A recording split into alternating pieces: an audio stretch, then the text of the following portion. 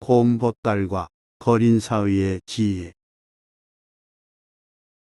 옛날 어느 마을에 사는 황영감은 부자라서 먹고 사는 일은 걱정이 없었으나 다만 한 가지 근심이 있었으니 그건 바로 천연두 후유증으로 얼굴 얽힌 곰보딸이었습니다. 집에 재산이 많아도 곰보를 꺼려 혼인하겠다는 사람이 없는 바람에 딸의 나이 30을 훌쩍 넘겼습니다.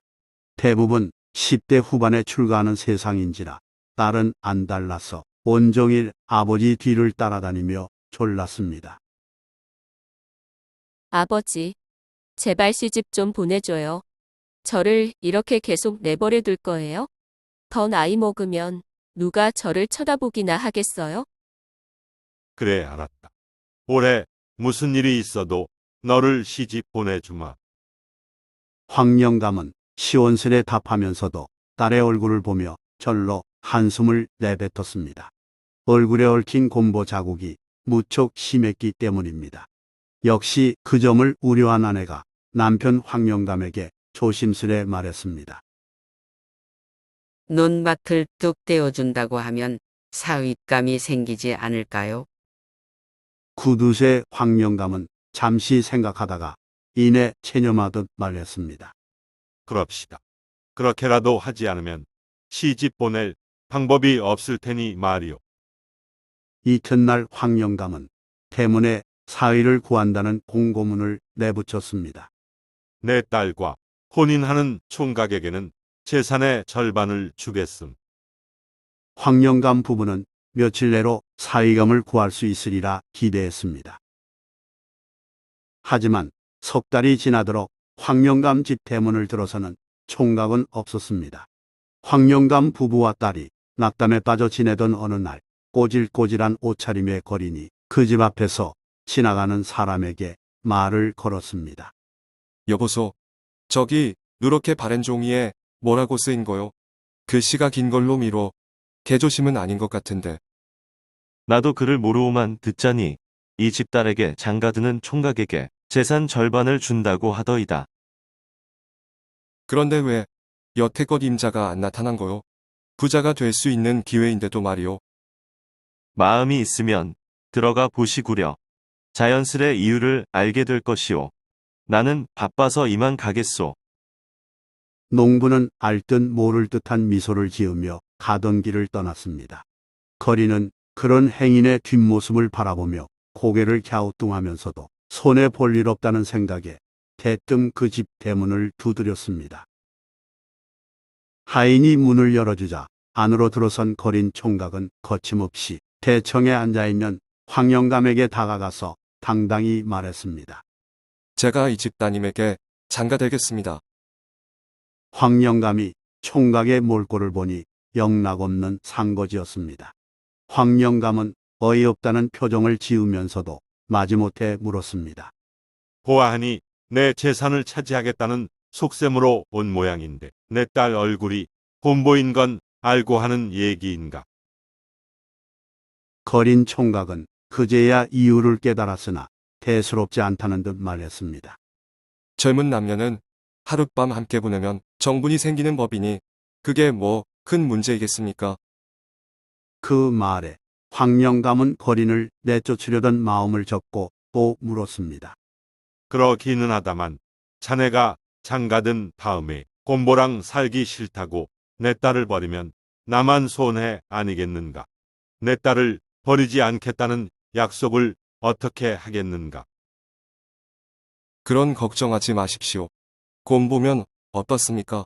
저는 원래 건넌 마을에서 농사짓던 놈이었는데 계속된 가뭄으로 인해 졸지에 빌어먹는 신세가 되었습니다. 그런 제게 농사지을 땅과 색시가 생기는데 그보다 기쁜 일이 어디 있겠습니까? 곰보라도 상관없습니다. 총각의 패기 넘치는 말에 황영감은 자신도 모르게 고개를 끄덕였습니다. 사실 사위감을 가릴 처지도 아니므로 받아들이기로 결정했습니다. 황영감은 혼례를 서두르면서도 사위에 대한 믿음이 서지 않아서 섣불리 재산을 떼어주고 싶지 않아 이렇게 말했습니다. 아들 하나 낳은 후에 약속한 재산을 주겠네. 황영감은 그 대신에 개울 건너 산밭에 오두막 한 채를 지어주고 농사지을 땅 몇 마지기를 빌려주었습니다.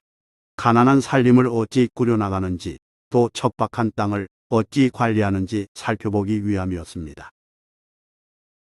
우연찮게 아내를 얻은 사내는 부지런히 일했고 신혼의 행복을 맛본 공보색 씨도 기꺼이 남편을 도왔습니다. 이듬해 부부는 떡두꺼비 같은 아들을 낳았습니다. 두 사람은 기쁜 마음으로 아기를 안고 황영감 집에 찾아갔으며 사위가 장인에게 요구했습니다. 장인어른, 아들을 얻었으니 이제 약속하신 재산 절반을 주십시오. 그렇지만 황영감은 여전히 의심을 품고 말했습니다. 나도 그렇게 하고 싶으나 아무리 생각해도 솔직히 자네가 미덥지 않네. 아들 하나를 더 낳으면 그때 정말로 주겠네. 서운해하지 말고 조금 더 시간을 가지세. 알겠습니다. 그때는 정말 약속을 지켜주셨으면 합니다. 이런 식으로 뒤로 미루고 한 번 더 같은 방식으로 미루다 보니 어느덧 황영감 딸 부부는 아들 셋을 낳았습니다. 그래도 황영감은 재산을 나눠주지 않았습니다. 이쯤 되자 사위는 장인 황영감이 재산을 나눠줄 마음이 없음을 깨닫고 아내에게 말했습니다.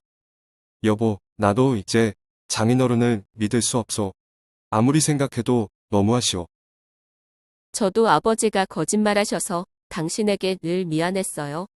당신 뜻대로 하세요. 그럼 당신은 내가 시키는 대로만 하시오. 내일장에 가서 달걀을 있는 대로 사오고 또 필히 흰 암탉도 한 마리 구해 오시오. 다음 날 아내는 장에 가서 남편이 시키는 대로 하고 집에 돌아왔습니다. 여보, 당신 말대로 달걀과 흰 암탉을 모두 사왔어요. 오, 수고했소. 그럼 내일은 친정에 가서 점심 식사 한 끼 대접하고 싶다 말씀드리고 아버님을 모셔오시오. 갑자기 아버지는 왜요? 아내가 의아해하자 남편은 귓속말을 속삭였습니다. 다음 날 공보딸은 친정에 가서 아버지를 모시고 집에 돌아왔습니다. 딸이 부엌에서 점심을 준비하는 동안 장인과 사위는 마루에 나란히 앉아 농사 이야기를 했습니다. 장인어른, 올해는 수확이 많습니까? 말도 말게. 소작인들 다 떼주니 남는 게 없네. 황영감이 엄살을 떨 때 닭장에서 꼬꼬댁 꼬꼬댁 닭 울음소리가 들렸습니다. 이에 사위는 황영감을 바라보며 말했습니다. 닭이 알을 낳은 모양인데 제가 가서 꺼내오겠습니다.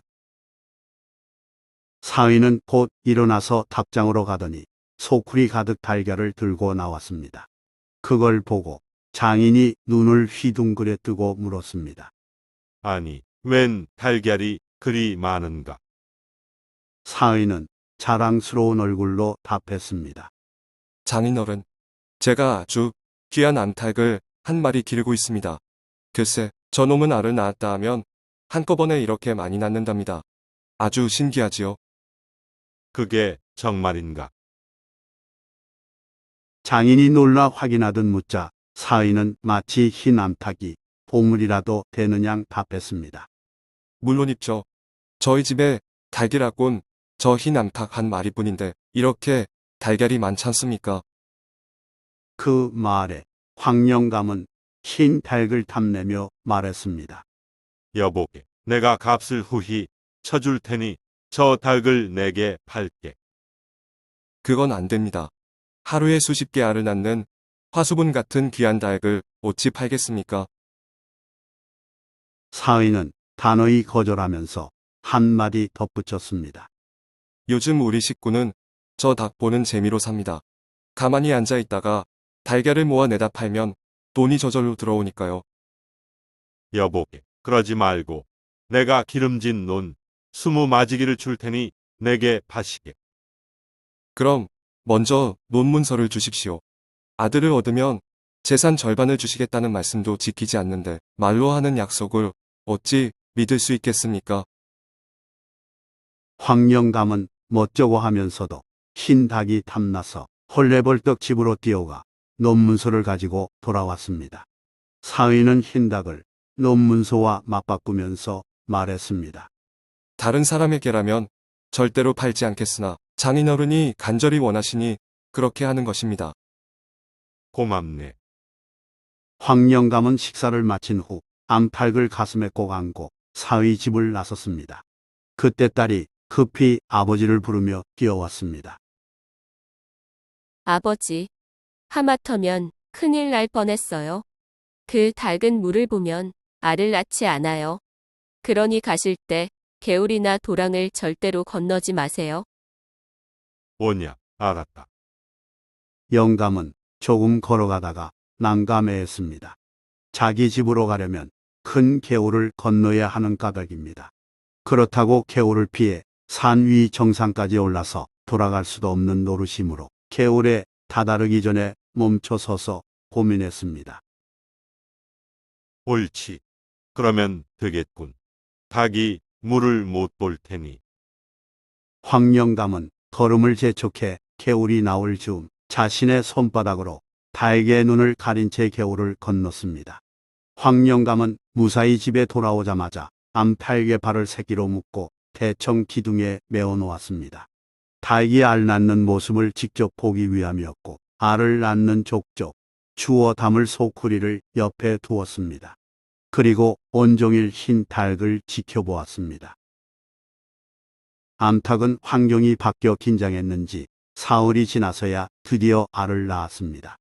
그런데 보통 닭처럼 달걀을 딱 하나만 낳았습니다. 다음 날도 그 다음 날도 흰 암탉은 달걀을 하나만 낳았습니다. 이상하게 생각한 황영감은 급히 딸네 집으로 달려가서 물었습니다. 그 닭이 하루에 달걀을 하나만 낳으니 웬일이냐? 그럴 리가요? 아버지, 혹시 집에 가실 때 개울을 건너셨나요? 개울을 건너지 않고 집에 가려면 산을 넘어야 하는데 그럴 수는 없어서 닭의 눈을 손으로 가리고 건넜지. 아이고, 그러니 그렇지요. 이제 그 닭은 못 쓰게 됐어요. 공연히 팔라고 하셔서 보물덩이 닭만 버려 놓으셨네요. 딸이 오히려 아버지에게 핀잔을 주자 황영감은 닭을 포기하고 사위를 쳐다보며 말했습니다. 닭이 그리 됐으니 논문서를 도로 내놓게. 황영감이 흰 닭값으로 준 땅을 아까워하자 사위가 이렇게 말했습니다. 장인어른께서는 제가 장가들 때 재산의 절반을 주신다고 말씀하셨으나 이런저런 핑계로 약속을 지키지 않으셨지요. 저는 그 몫을 이제 받은 것으로 생각하겠습니다. 사위는 재산 절반을 포기할 테니 장인도 논 20마지기를 포기하라는 뜻으로 그렇게 말했습니다. 황영감은 그제야 자기가 딸과 사위에게 속았음을 깨달았습니다.